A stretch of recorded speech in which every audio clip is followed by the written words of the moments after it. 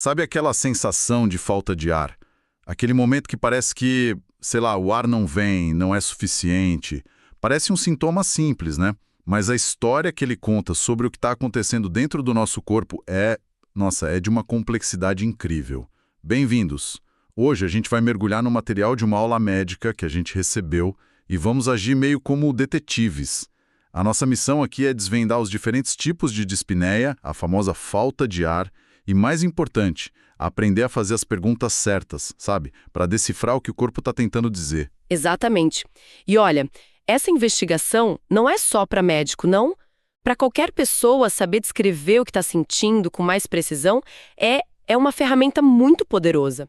Hoje o foco vai ser em como os detalhes, tipo o quando e o como essa falta de ar aparece, podem apontar para caminhos completamente diferentes. É um verdadeiro quebra-cabeça. Perfeito, então vamos começar essa investigação.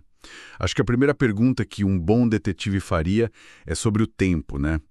A nossa fonte deixa isso bem claro. Essa falta de ar apareceu de repente, tipo, do nada? Ou foi uma coisa que foi se instalando aos pouquinhos? Essa é a distinção fundamental. A diferença entre o quadro agudo e o crônico. Isso muda tudo, muda a lista de suspeitos. Um início agudo, súbito, faz a gente pensar em eventos mais catastróficos, imediatos. A fonte fala de uma infecção, tipo uma pneumonia que se instala rápido.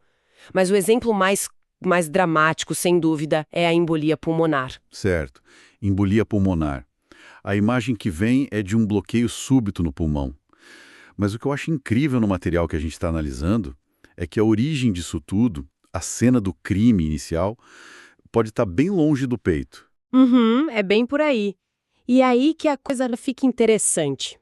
O material descreve uma pista clássica que pode ser encontrada num lugar que ninguém imagina.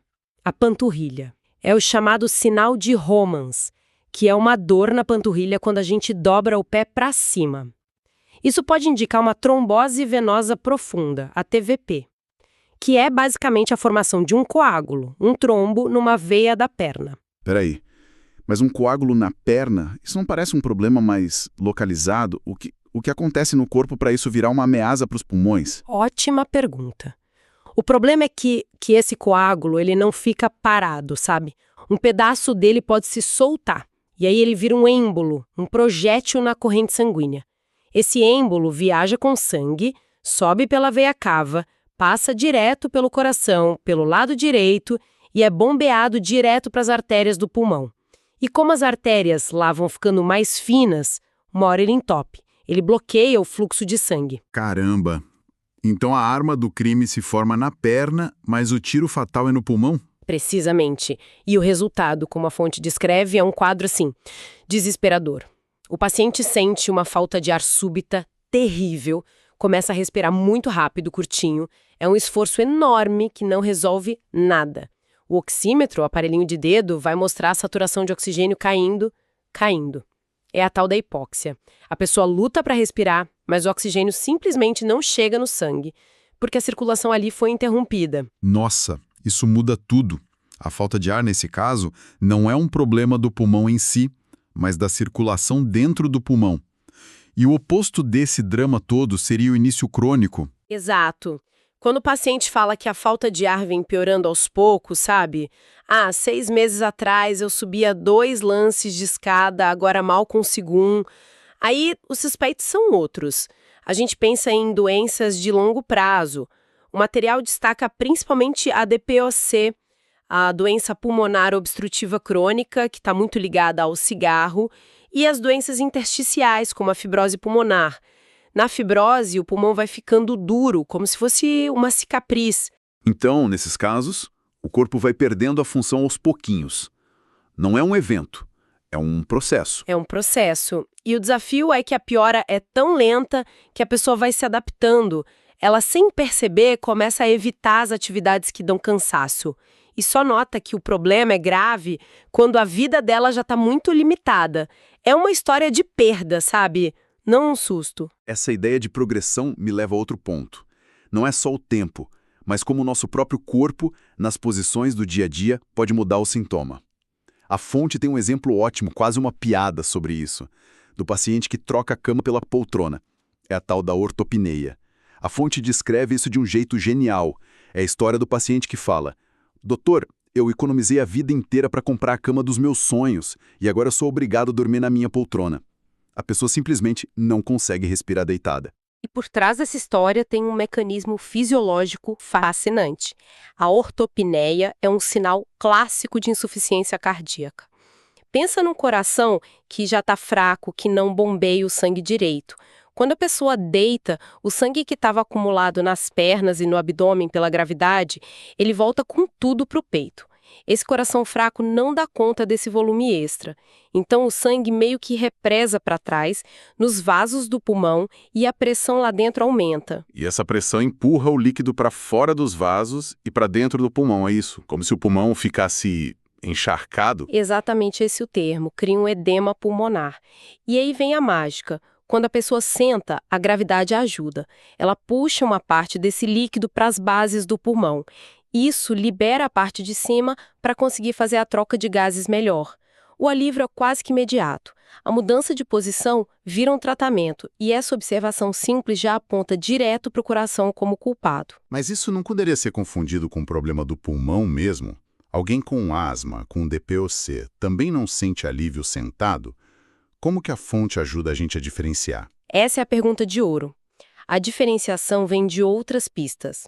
No caso do coração, a gente ia procurar outros sinais de acúmulo de líquido, como inchaço nas pernas, nos tornozelos, veias do pescoço estufadas.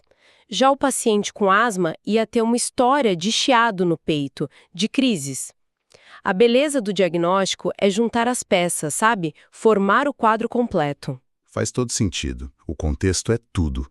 Mas se a ortopneia é a pista que faz sentido, né? Deitar piora, sentar melhora, a fonte apresenta uma revolta na nossa investigação. A platipneia. A falta de ar que, contra toda a lógica, aparece quando a pessoa fica de pé e melhora quando ela deita. Isso parece que desafia a física. E desafia mesmo. A platipneia é bem mais rara, mas é uma pista, assim, super específica. Quase um diagnóstico por si só. O material que a gente analisou associa ela a condições bem particulares, como a síndrome hepatopulmonar, em quem tem doença grave do fígado, e as malformações arteriovenosas pulmonares, ou MAVs. Vamos focar nessa MAV. A fonte usa uma analogia ótima de um viaduto no sistema circulatório. É a melhor forma de entender. Pensa assim, a gente tem as artérias que levam o sangue com oxigênio e as veias que trazem o sangue sem oxigênio de volta.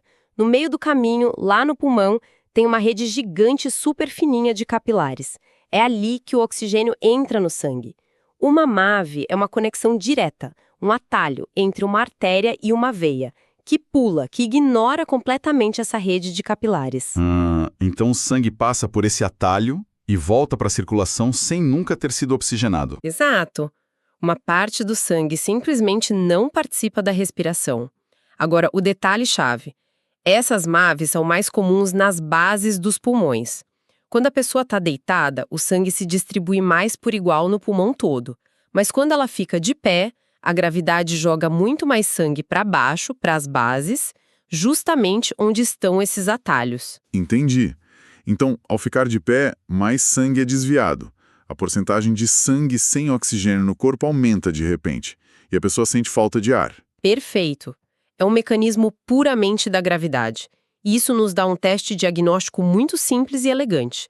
A gente mede a saturação de oxigênio do paciente deitado, que pode estar normal ou um pouco baixa, depois mede de novo com ele em pé. Nos casos de platipneia por MAV, a gente vê a saturação despencar. É a gravidade que é a heroína na ortopneia, sendo a vilã na platipneia. Que incrível. Então, nosso kit de detetive já tem o tempo, a posição, mas falta um elemento crucial, o gatilho. A fonte também fala do esforço, aquela dispneia que aparece primeiro quando a pessoa anda um pouco e com o tempo começa a acontecer até parada, em repouso. Sim. E essa é a outra pista clássica, que muitas vezes nos leva de volta para o coração, mas por outro caminho. O esforço físico é como um teste de estresse natural para o corpo. Quando a gente anda, sobe escada, os músculos pedem mais oxigênio e, portanto, mais sangue. Um coração saudável simplesmente acelera, bate mais forte e supra essa demanda. Mas um coração doente não consegue fazer isso. Ele não consegue acelerar. Seja por insuficiência cardíaca ou por artérias entupidas, o coração já está trabalhando no limite só para manter o corpo funcionando em repouso. Qualquer demanda extra, por menor que seja, já ultrapassa a capacidade dele. E o primeiro sintoma dessa falha é a falta de ar. O cérebro percebe que está faltando oxigênio e dispara o alarme. Então é uma progressão muito clara. Primeiro, um sistema falha sob estresse. Depois, com a doença avançando, ele falha em tarefas cada vez mais leves, até que não dá conta nem em repouso. Exatamente. E essa progressão, quando o paciente conta pra gente, ajuda a entender não só a causa, mas a gravidade da doença, o estágio em que ela está. É impressionante, esses detalhes são tudo. A história que o corpo conta é super detalhada. Mas a gente precisa ter conhecimento certo para fazer as perguntas certas e, mais importante, para conectar as respostas. Saber que uma dor na perna pode ser o começo de tudo, que a preferência pela poltrona é uma pista sobre o coração, isso faz toda a diferença. E falando em ter o conhecimento certo à mão para se preparar de verdade, se você é estudante e quer se preparar de verdade para fazer essas conexões, entra agora em medcobe.com.br, baixa o app e aproveita o maior banco de questões do Brasil. Tem provas anteriores de todas as instituições, questões comentadas, resumos, aulas, flashcards, tudo para revisar onde e quando quiser. É a ferramenta para organizar esse universo de informações. Então, no fim da nossa investigação, o que a gente conclui? Fica muito claro que uma queixa simples de falta de ar é só o título do caso, né? O trabalho de detetive está nos detalhes. Diferenciar o início agudo do crônico, entender o que a posição do corpo revela sobre a física dos fluidos e reconhecer o esforço como esse teste de estresse que expõe as fraquezas do sistema. O trabalho de detetive está nos detalhes. Diferenciar o início agudo do crônico, entender o que a posição do corpo revela sobre a física dos fluidos e reconhecer o esforço como esse teste de estresse que expõe as fraquezas do sistema. Com certeza, e isso reforça uma das ideias mais importantes da medicina, a anamnese, que é a história que o paciente conta, é a ferramenta de diagnóstico mais poderosa que existe. Muito mais que qualquer ressonância, qualquer exame de sangue. Os detalhes que parecem pequenos, sabe? A falta de ar para amarrar o sapato, precisar de 3 travesseiros para dormir, piorar ao ficar de pé. Isso não é curiosidade. São as pistas mais importantes para a gente desvendar o quebra-cabeça. O corpo fala através desses padrões. A gente só precisa aprender a escutar. E a nossa análise hoje focou muito em causas do pulmão e do coração, que são os suspeitos mais óbvios, né? Mas isso me leva a uma reflexão final, pensando em como o corpo humano é todo interligado. Que outros sistemas que a gente talvez nem imagine poderiam se manifestar com um sintoma tão básico quanto a dificuldade para respirar? Pense em problemas nos rins, anemia, distúrbios metabólicos. A investigação, na verdade, nunca termina.